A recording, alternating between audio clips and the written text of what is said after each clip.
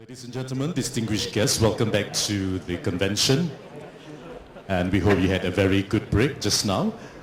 We now would like to invite our panel heads from the respective panels up on stage to present the issues that have arisen from the discussion workshops held before lunch. And this session will be chaired by our chairman, Mr Azmoon Ahmad. Mr Azmoon, please. And the different discussion workshops will be leadership, civil society and young professionals, social, education, religion, economics and Muslim expatriates.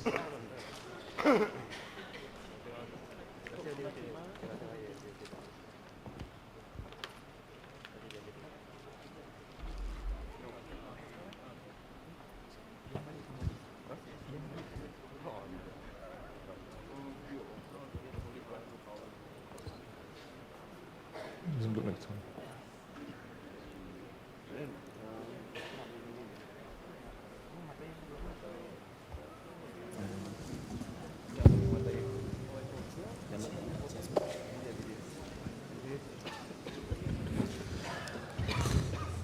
Assalamualaikum warahmatullahi wabarakatuh. Good afternoon to all of you. I hope you had a good break. And I also hope that you had a good session this morning. At least I know one session which I participated was very hot. I planned to be there for about say 15 minutes, but I ended up 2 hours. Yeah. So, but it was a good session. What we will do now is that the panel heads will be giving a short presentation of what was discussed this morning. They will basically summarize what they have gathered in the morning. What they will do also is to try also to capture all the additional points that during the discussion that you had in the breakout session. Yeah. Let's give the leadership, civil society and young professional to Nizam and make their small presentation. Yeah. Okay, I thought I'm not starting first. We had a very lively discussion. Okay, I'm being quite politically correct. Actually, it was a very fiery discussion. I made a comment that there were many angry people in the group. Young and old, we're all very angry. So maybe, Hamida, your panels on anger management or mental health wellness is quite relevant for us. But having said that, I think it was a good, robust discussion. To say that there was a consensus on the 3 strategies would not be doing justice to the discussions that were held. Let me just go through the different strategies and how the House reacted to it. In relation to the issue of repositioning MMOs as organizations that engage on a national inter-ethnic issue-oriented agenda, I think if I could summarize or from what I sense, generally the drift was that this was something that was a good development. It was positive. There were some concerns expressed, I think principally along the arguments that some MMOs, okay, I think there were some points that some MMOs already engage at the national agenda. In some respects, some Malay leaders also engage at the national platform. And that's well and fine. But there were some concerns about whether some MMOs are ready to do so because they might lack resources or expertise. And I think maybe one way to look at it, and I explained to the people at the panel discussion that originally the intention or the strategy was phrased as AMP moving into the national space and pursuing a national agenda. But we thought that because this convention is for the community at large, therefore we couched it as suggesting that MMOs move in that direction. Someone suggested that maybe one nuance about this is instead of repositioning MMOs to move to the national agenda, maybe we could limit it to, or we could alter it to MMOs taking or having a discourse or discussion on national issues at the national agenda. So that's something which is more nuanced and that we can consider. And also, really the point is this: we are not saying that all MMOs should go into the national agenda. The suggestion is that MMOs, when they are ready, can take on a broader role. AMP will be doing so, and we invite others to join us. Also, there was a comment made that maybe what is needed is for MMOs to come together, and that if there is a platform or a national issue that arises, we can come together and decide or we can share, for instance, research or information to help us give comments at the national platform. Right. Moving on COM4. Now, COM4 drew a very heated discussion. There were strong views on both sides. Okay, just to recap, I think I mentioned this earlier, maybe too many times, what the intention of COM4 is. We've heard PM's comments on that just at the dialogue session. The intention was to reposition CIR. We wanted to broaden and deepen CIR. We wanted to involve an element of a perception survey to feel the pulse of the community at this community forum. COM4 was also thought as a way that we could keep track of the strategies that we talk about today, next year, and to chart the milestones and progress of the community, because what we don't want is to just have a talk shop. We really want to implement these strategies. There were also concerns that it might overlap with CLF. I've mentioned that AMP's position is that we are supportive of CLF, we participate in CLF, but the argument was that this could mean a dilution of the community's resources when you have too many players. Again, my response to that, which I mentioned, and this was shared by some of the participants, was that there's just too many issues within the Malay Muslim community. There can be no shortage of players. There is a diversity of players and approaches, and we should celebrate that. So really the issue is how COM4 interrelates or correlates with the CLF. We've heard some thoughts about that made by the Prime Minister. And I think in relation to COM4, this is probably something that AMP would need to go back and have a further thought. We are not dropping it as a concept. We think COM4 has got a lot of value to the community. At the very least, we will still have the community in review forum. I think it makes sense for us to track strategies coming from the convention, so we need to think of a way to do that. It makes sense for us to conduct perception surveys before we have our forum, so we still see value in doing that. But I suppose the issue is, how do we then talk about us working with the CLF, but at the same time preserving the core goodness that we think is found in COM4. In terms of the third strategy of initiating a YEMP forum, or Young and Emerging Professionals Forum, I think by and large it was quite a positive reaction. We've heard lots of interesting comments from younger professionals in the group. There were a lot of optimism in that, even in looking at issues that were traditionally affecting the community, like the issue of discrimination. I think it was interesting that the younger participants had a slightly different perspective, that they think that, never mind, we should just break the glass ceiling if there's a glass ceiling, or if it means that we need to be more qualified to get a job, we will do so. But of course, there were a lot of interesting debates on this issue as well. So that's my summary of the leadership panel. I hope I've done justice to the discussions.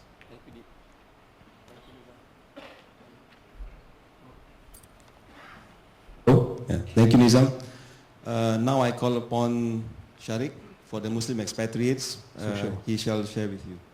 Social? Can we have that? So social first? Okay, you go for social first. Yeah. Okay, thank you. In general, the social panel had active participation by members. We are all civil and cohesive, like a family. And then in fact one member saying that pretty boring because there's no like confrontation and all that. I suppose we are all matured and young and matured. But the general feeling is that there's enough talk, so it's time for action. So in fact, I sense that many of them are like, okay, so what's next? When are we going to put that into implementation? So in terms of the three strategy, there's this consensus that the parent school get an agreement, whereas the third strategy was proposed, that is promoting community health and mental wellness, seen as more important as compared to the exploring of formation. So in terms of priority, it was a general consensus that we should reprioritize. So first, focusing on the setup and implementation of parent school. Second, towards the promotion of the community health. And then the third, talking about the Social Action Institute. But the general feeling and sentiment as well as proposal is for us to really do it in terms of do research and if possible conduct pilot project before we go on into the implementation. In terms of the parent school, one concern raised by one participant that is we need to really look at the curriculum and we must be more developmental and transformative in the program, as well as looking at the community resources. There's an agreement that it's time to look within our community for to select best practices for sharing. And then there's also raise of this parenting. Are we talking about a normal model of families where a father and a mother, so a single parent family is seen as alternative, and we have to look at different type of families. So we raise the issue of yes, parenting is important, but co-parenting in which how both the mothering and the fathering and how both can be helped to be the role models, inspiring children to have higher needs for achievement and then going for success in overall, not just academic, but also other aspect of life. So it's a balanced kind of concept for achievement. One agreement throughout the three proposals is there's more needed area of work in relation to outreach. So we need to reach out and to do more of that. In terms of the community health and mental, community health as well as mental wellness actually, as very important to deal and manage is one, the issue of stigma. And I use this PMI, a concept used by Club Hill, that is a person with mental illness. So we give them a title, a PMI. No need to talk about mentally ill. And there's a relationship raised by one member of the panel that between health and economic is that healthy people, of course, can be economically viable, can then earn. So we need to look at this issue so that more of them can be balanced and healthy to be productive economically. And the issue of morality, so we need to look at moral health as well. We want people not just physically and mentally healthy, but also morally sound and spiritually too. So the aspect of religion will be related here. And the elderly as well as the caregiver, also another area in which this particular strategy need to look at. Collaboration with Asatiza as a recommendation by one panel that we need to tap on the resources of the religious trained personnel, and then of course the issue of aftercare and then the support for the mentally ill person, that's PMI, and then to do a lot more work so that the stigma for them will be lifted and we can then get them to be speaking openly and then be involved in the community program, being able to come back to community and contribute when they are healthy and more balanced.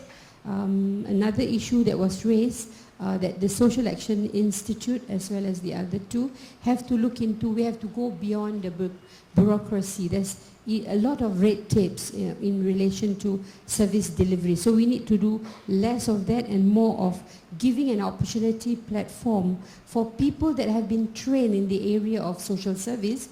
There's one example where one particular person saying he has counseling in terms of studying counseling, but not enough opportunity not given to him to practice. So in terms of practical, probably the Institute of Social Service professional need to look into that, giving opportunity to especially Malay Muslim who inspire to take up counseling, social work as a career, to give them an opportunity to practice. So that's the take.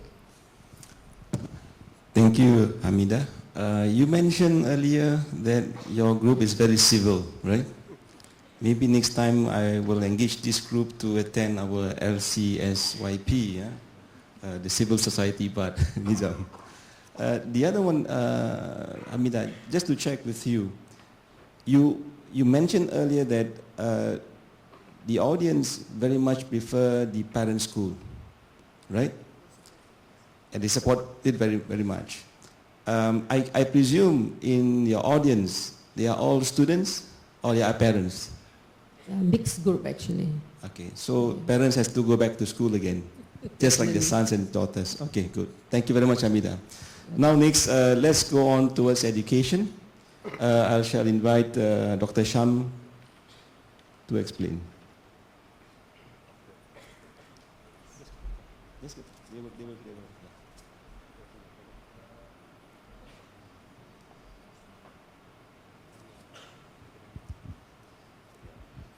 Right.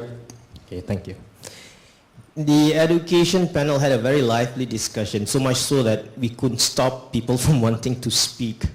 I finally really had to put a stop to all the people who wanted to respond, which is very unfortunate, but we had to stick to the time.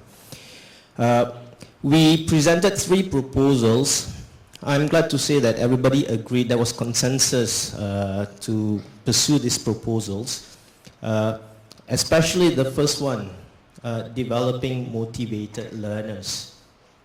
But at the same time, there was also consensus that everything, all the 3 proposals are interlinked. In order to develop motivated learners, you have to have a tagline, a mantra, so to speak. And that is for every family to believe that they are capable of producing graduates in every family unit. And that the strategies will require much research to find the correct formula, the correct approach, the correct pedagogy. There's an issue about the label graduates here, and rightly so, it was brought up by one of the participants, Ridwan, there, when he asked the PM. You see, when we looked at the tagline, graduates for every family, a lot of us wanted to make it very exclusive to denote just university graduates. But when we had talks with our government officials, we were actually advised to expand the term, as what you heard from PM Lee when he was talking about it just now. He was, well, not him, but government officials were advising us to expand it to include ITE graduates, poly graduates, apart from just university graduates. But during the discussion, the overall consensus was that the line is aspirational in nature. And to aspire people, to inspire people, you need to make it exclusive, something which they can chase after. And everybody basically gave the indication that they preferred the label graduates to only refer to university graduates. Even if it's a white-collar worker, the aspiration should be for somebody from that industry to gain status as a blue-collar professional. And that also means going for further studies. So now we're in a bit of a quandary here. Okay, so because we initially agreed to expand it to include IT and polygrads, but the people in the panel want it to be exclusive. So we will have to discuss and see how much we can come to a consensus later. So the idea of having a research center that exclusively caters to education matters is still in our mind, and that is it's good also that everybody agrees that there should be more research in this area. Some new developments, some new suggestions brought forward. Can you click? Thank you. And that again comes with the issue of the TTFS. Okay. Right now, most of the funding is allocated to people going overseas to top universities or to the local universities. But if we look at the idea of producing or increasing the number of graduates that we have, we can actually achieve that in just a couple of years if we target our poly graduates, because the bulk of our potential graduates come from this group. But for that to happen, they will need help, they will need funding. And that is why in the discussion there was some proposals, people asking if there can be some consideration of funds set aside for this group of people. Same thing, some other individuals said there is a need to introduce another kind of funding, a further education fund, to cater to people going overseas. And this is to complement whatever is already available with, through Mendaki and LBKM. Some individuals talked about looking at the education cycle and looking at not just primary level achievements beginning at primary level, but we should be looking at the ones going through kindergarten to see the kind of approaches that we can have so that they have a better head start in the education cycle. So that's an issue which we might need to look at. So overall, it's a very good discussion that we had. People shared stories, some emotional stories, some stories of frustration and desperation. But it's always good to share. Right, thank you.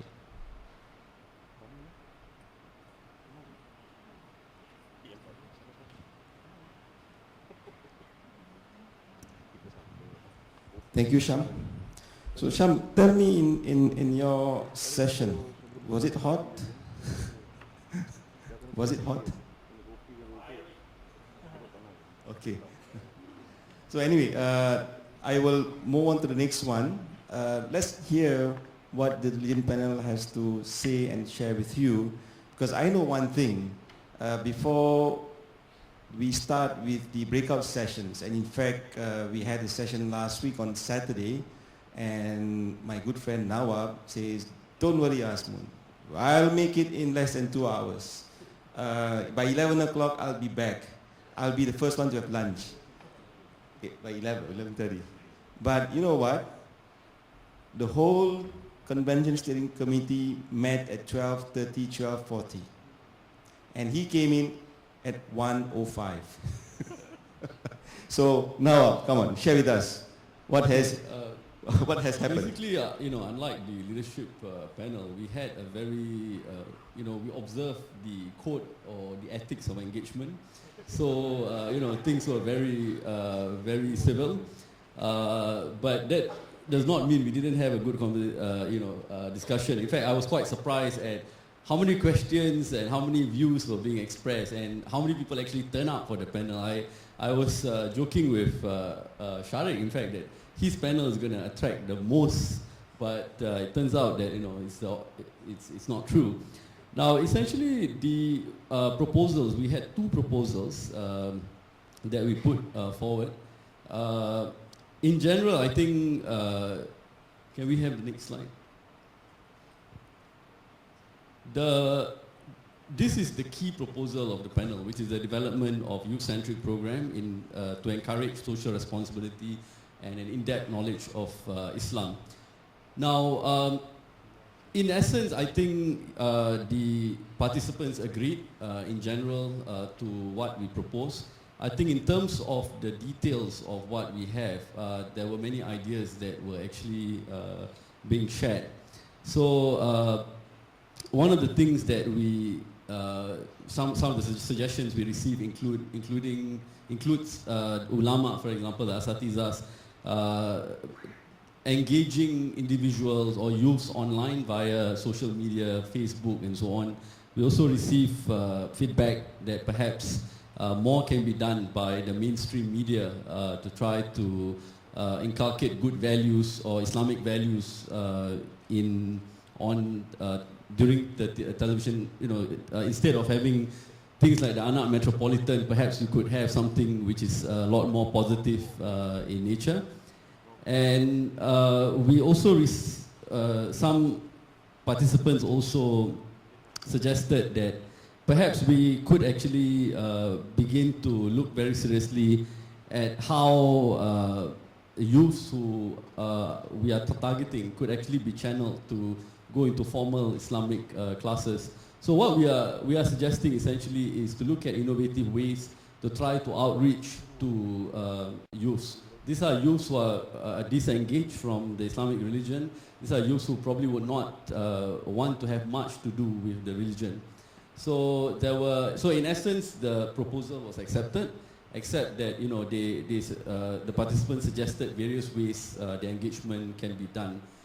Now, the second proposal, which was actually on research, to forming a research consortium to study Islam and Muslims in Singapore, again, generally we had very good feedback on the topics, but one of the key areas where I think participants wanted to, perhaps more research, more study to be done is in the area of Islamic education. I think particularly part-time Islamic education.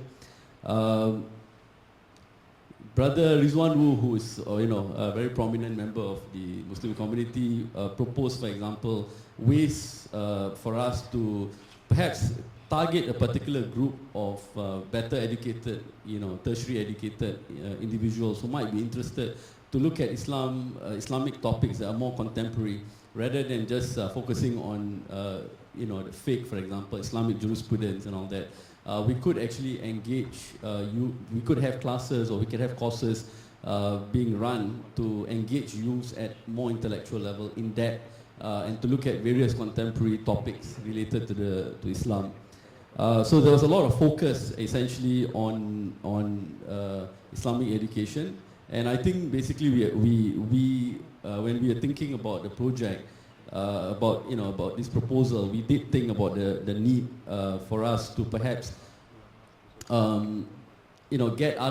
get the various Islamic education service providers together and feedback to them what our research findings, the results of our research findings.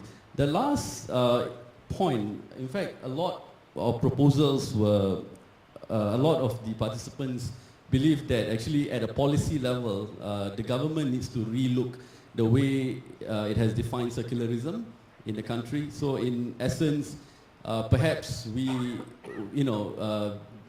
of them feel that we should rethink our approach to secularism, which tends to exclude religion completely from public life.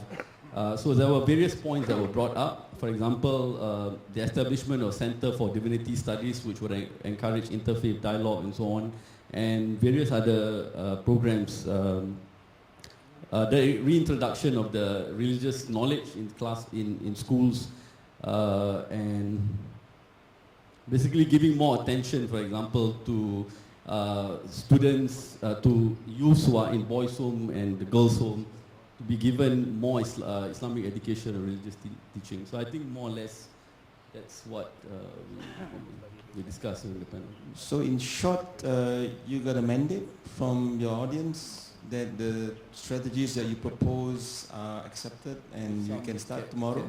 Caveats. Okay. Did you hear, guys? He said he can start tomorrow. Let's see, okay? Okay, let's move on. Let's go to economics. Subject matter always at heart to everyone. And we have here a very prominent person, none other, Sani Hamid. Assalamualaikum warahmatullahi wabarakatuh. Relatively quiet session in the economic panel. I think no one understood what I said. It's economics anyway. Basically, yes. As you look at the screen itself, the economic panel is proposing that we take a more holistic view of the community. Yeah, for years and years we've been always looking at both the asset and income side, and Nizam has mentioned it earlier on. Our children getting into school, our workers being better educated and such. We are proposing that we need to take both sides of the coin into account. And the other side of the coin, those of you who studied accountancy would know that it's the expenditure and the liability side. Because as you all know, when you take into account holistically income, expenditure, asset and liabilities, what you get at the end of the day, the balance, it's net worth. So in order to truly know the net worth of our community, we really have to see both sides of the coin and not just concentrate on one. I mean, we've had huge successes in terms of putting our children into school, better educated, workers better educated. It's not to say that these successes are to take away the quality of the successes, but also again, we have to ask ourselves sometimes, like, you know, we have higher household medium income, but our household spending every single cent that they have, we don't know because we don't have the data at this particular point. But at the same time, we have less, for example, assets compared to other communities. But what if our community actually has assets which are least leveraged, the least leveraged? Because our religion by itself says that, you know, by right, if you have a debt, you pay it off. What if most of the assets that we own are fully paid off? What if most of the HDBs are fully paid off? So despite the fact we have lower, less assets, we are, I think, in a better position than other communities. So it's two sides of the coin. The thing is, the lack of data doesn't really give us conclusive evidence on where we stand. The evidence that we have is basically anecdotal. From what we see, I think social workers see a lot of these things, financial planners see a lot of these things. So what we're trying to say is that I think we need to give more emphasis on the whole holistic picture in order to see what really is the progress and net worth of the community. The three items or the three recommendations that we've put forth, the creation of a debt advisory center and such, these pertain to certain segments of that net worth concept. The debt advisory center, of course, the liability side. It is not only supposed to advise, it's supposed to do education, it's supposed to do research, especially research because we do not really have a lot of data on this particular issue. On the micro business fund itself, I think the recommendation itself may be a little bit misleading, and there's some feedback we got because people may think that we are just going to create another micro fund, which there are already so many in the community. I think every Malay Muslim organization probably has one going for the lower income. What we are saying is that we have had a very good experience with the micro fund that we have had in AMP. From the business perspective, for every $1,000 that we've pumped into a family, and we've done so for about 350 families within this program itself, there has been a 40% increase in the income of that family. So the return on investment has been pretty high. So the thing now is, I believe not only us, but also for the other organizations running such programs, we've reached a ceiling whereby we're going to ask ourselves, how do we scale up? We need funds to scale up. We need the ability to scale up, and this is the challenge. We've put it on our shoulders to try, and I think also because the panel itself is made up of economists, businessmen, accountants, and such. We've put it on our shoulders to say, how can we now scale this up, not to benefit only 50 families a year, but maybe 150 families a year. If we can do that, if we can succeed, then we can export and we can actually bring that model and give it to the other welfare organizations so that they can break that glass ceiling and they can expand on their own schemes. So we are trying it out ourselves first, and if we succeed, then we hope to help others succeed with that. Yeah? And the third one is maximizing the potential of non-tertiary educated youth.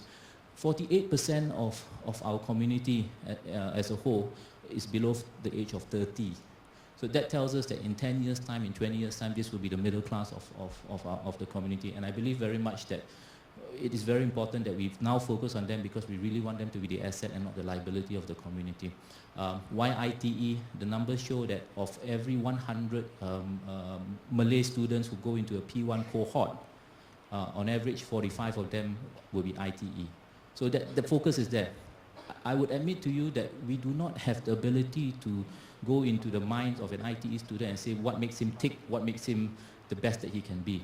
And that's why we are trying to provide the platform, the ability for another group.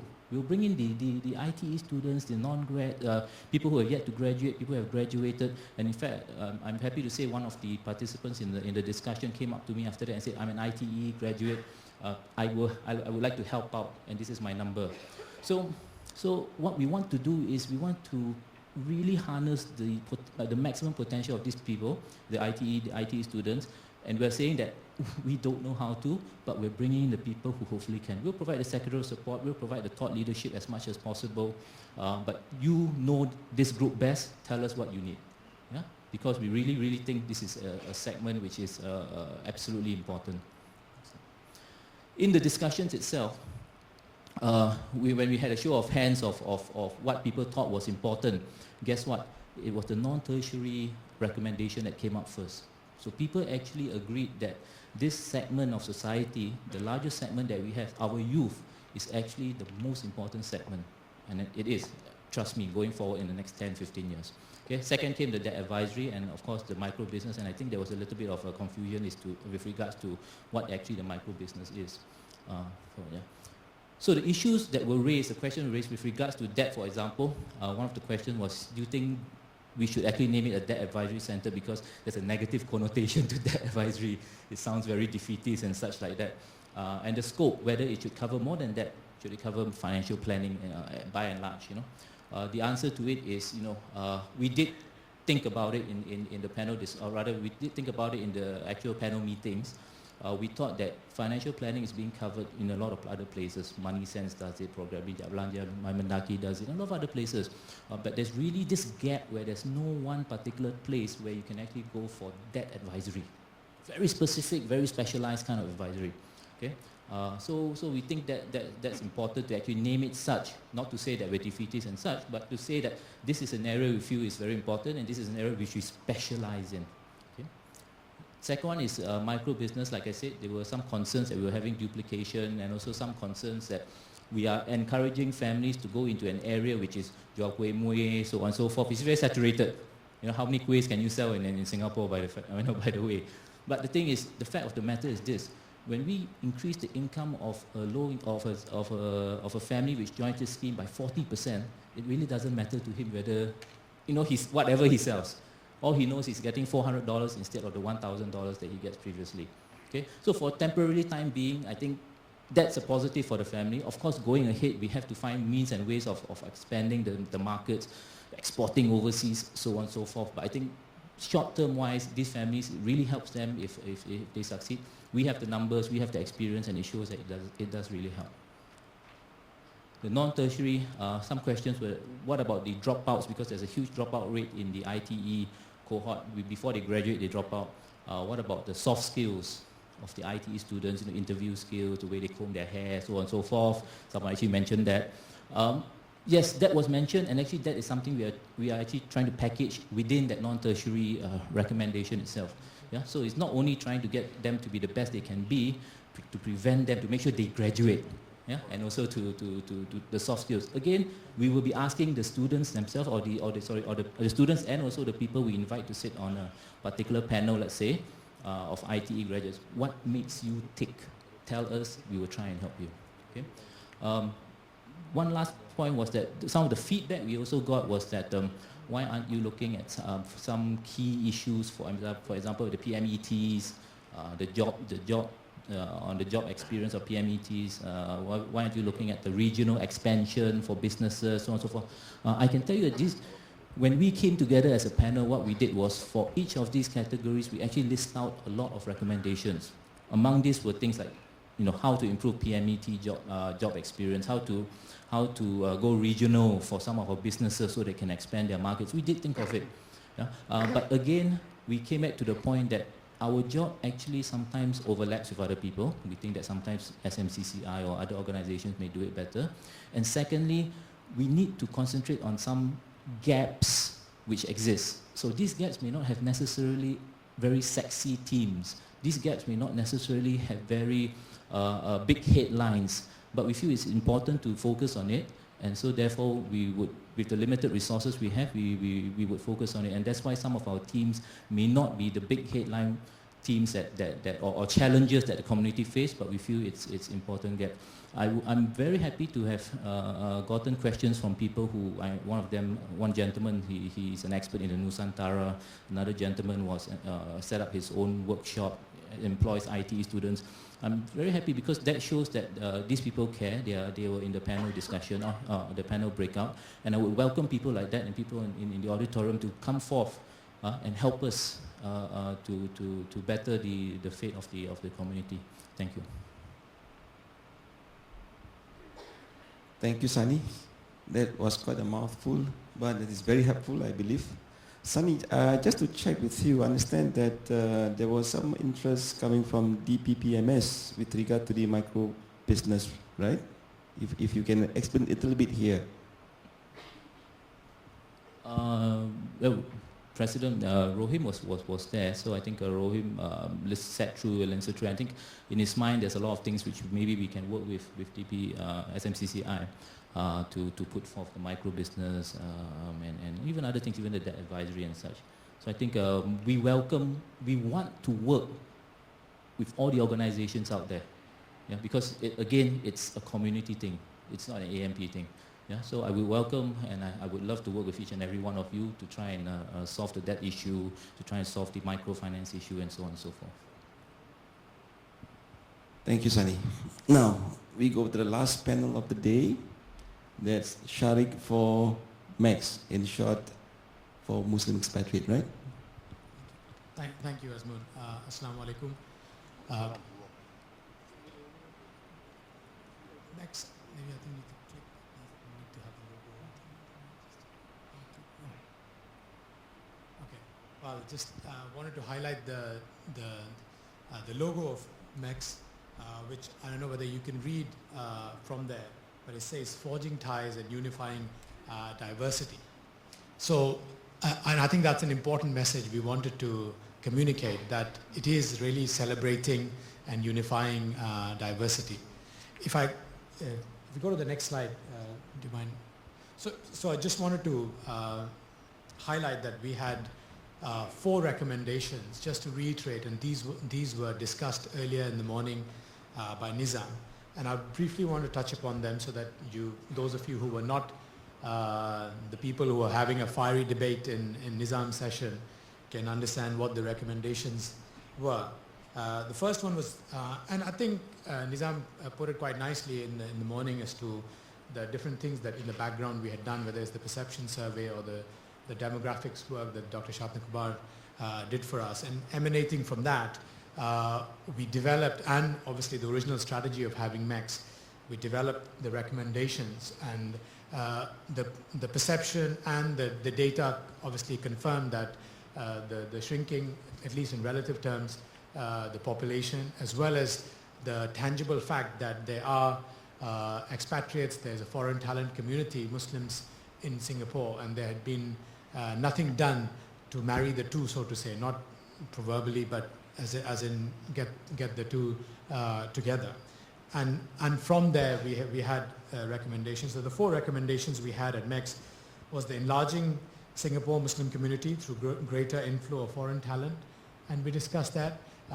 We had a good discussion on that, and the sub-recommendations in there were basically to have a network of networks or a consortium of networks, basically having different cultural groups that exist in Singapore, whether it's the Arab Network or whether it is the Singapore Pakistani Association or the Bangladeshi Association, Indonesian sort of association, etc., etc., getting them to be part of MEX, and ultimately through them getting more people to come and make Singapore their home for the right reasons, etc. The other part, which is quite an important part, albeit very challenging, and I think this the PM mentioned as well, is about integrating Muslim expatriates into the community and Singapore society. And he mentioned various countries from where Singapore has encouraged people to come over. He specifically mentioned the challenges around getting people from the Middle East, etc. And you can imagine where Muslims generally are and where potentially they could come from. Obviously the region is one example, but what about the other places? But if you have them, then you have the cultural and integration sort of challenges. So we had, as part of work in progress, developed a number of sort of sub-recommendations, and one of them is a portal, which is very important. So what we have done is we've developed a portal where people, Muslims overseas in Singapore, these cultural groups that I talk about, can interact, can know what it is to be a Muslim in Singapore, what are the different cultural and different events that are happening, so they can really relate to and really recognize Singapore as a place where they want to go live and work. And later after this session, in fact, we'll have a quick demo of that portal because we've already developed that just with some basic information. Hopefully that will give you a good sneak preview as to what it is about and how people, in particular expats and locals, can identify with that.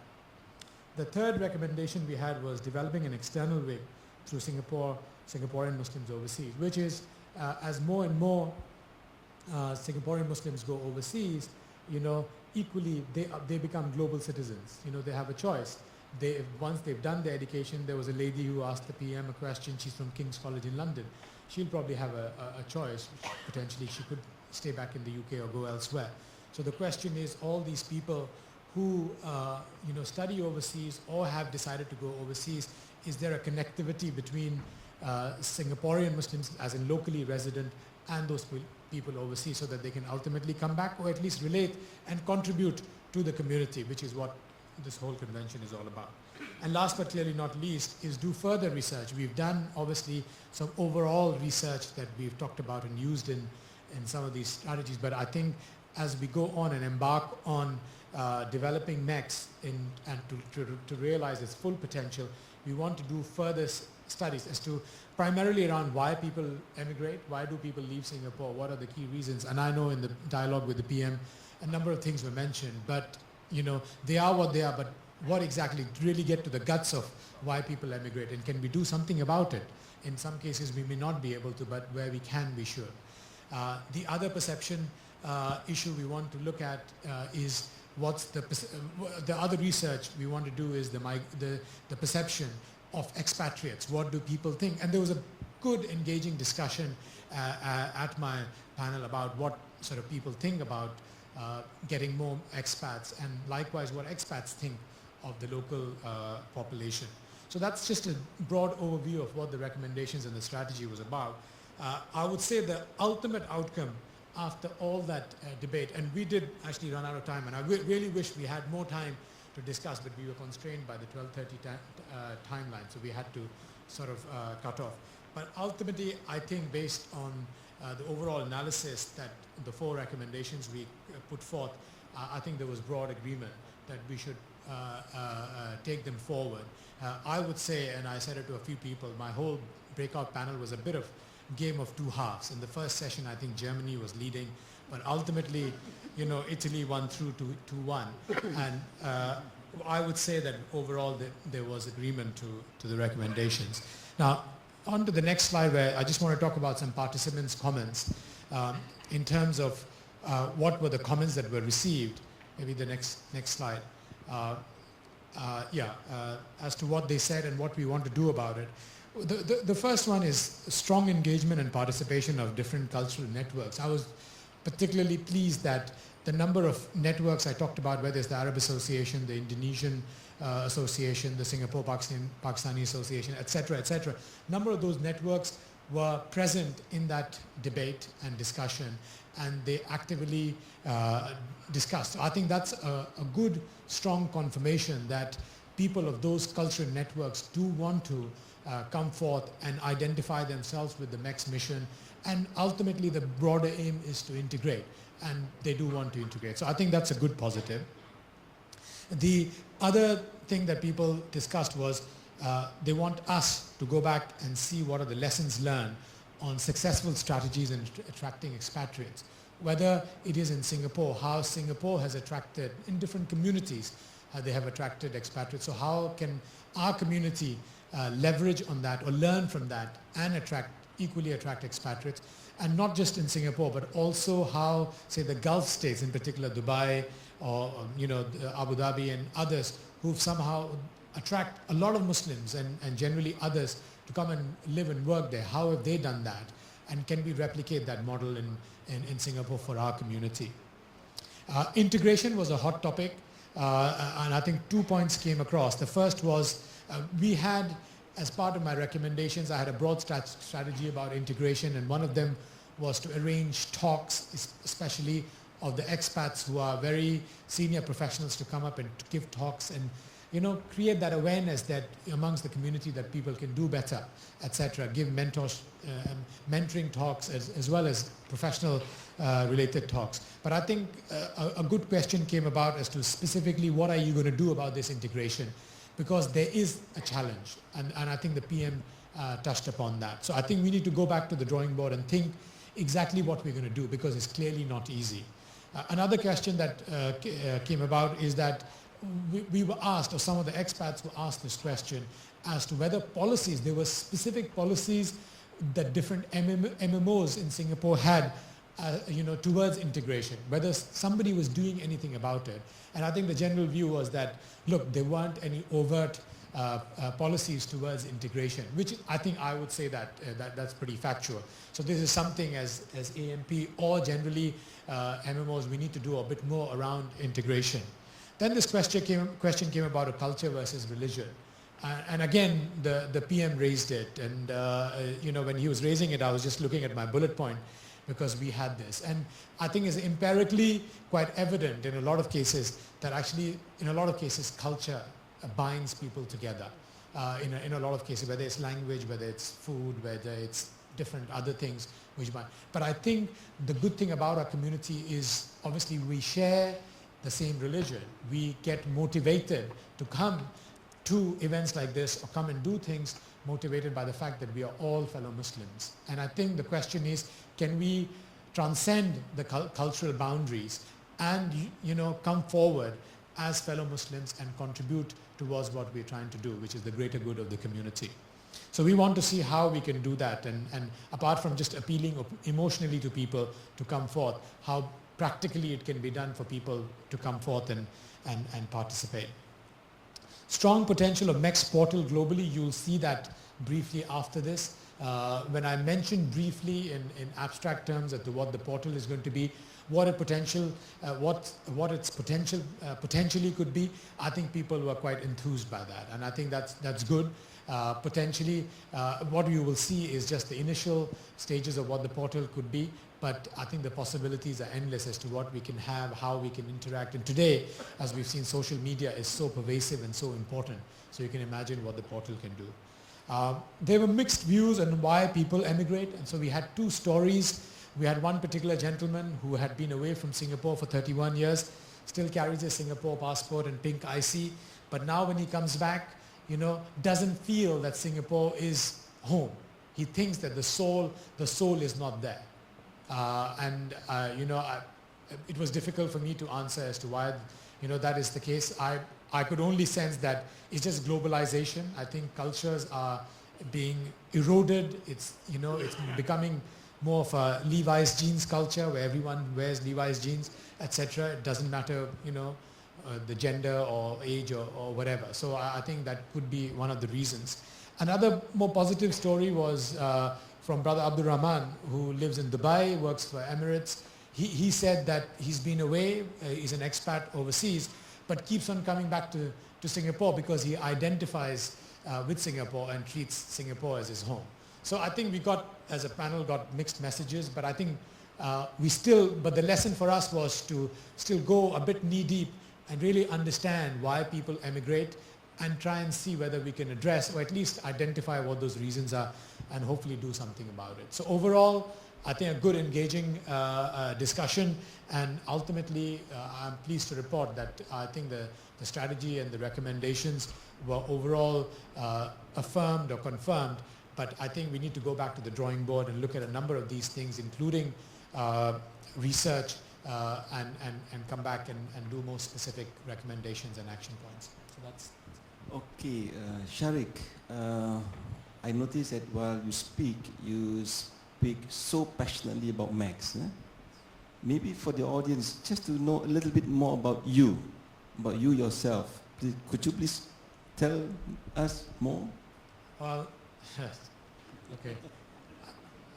I wanted to say that I'm an accountant, and I was told that actually people are more excited watching paint dry than to hear that I'm an accountant. Okay. But I'm not sure whether that you want to really know my background, but basically I was born in India, in northern India, and I came to Singapore in 1996. I via the UK through the scenic route, and studied there, and I came to Singapore and realized, and I didn't know a hell of a lot about Singapore. In fact, my wife had come here and given an exam, and she said, "Oh, seems like a sensible place because it's quite clean." And as a good Muslim, I followed my wife, and decided to come to Singapore. And actually, truly like all things Singaporean. So when that gentleman with the 31 years being away from Singapore was saying, I don't find the soul in Singapore, I was just tussling in my own mind because I just like Singapore. I took up nationality 9 years ago and, feel really like a Singapore. Lots of times people ask me about different things. The only thing that I haven't done is national service. I know a lot about the politics, and lots of other things. I go on YouTube and watch Singlish programs, etc., etc. So I think that's interesting. Thank you, Sharik. See, we have here a real life example of an expatriate who finally become a Singaporean. Yeah. Thank you very much, panelists. You have done a great job. So, ladies and gentlemen, shall we give them a simple round of applause? Thank you.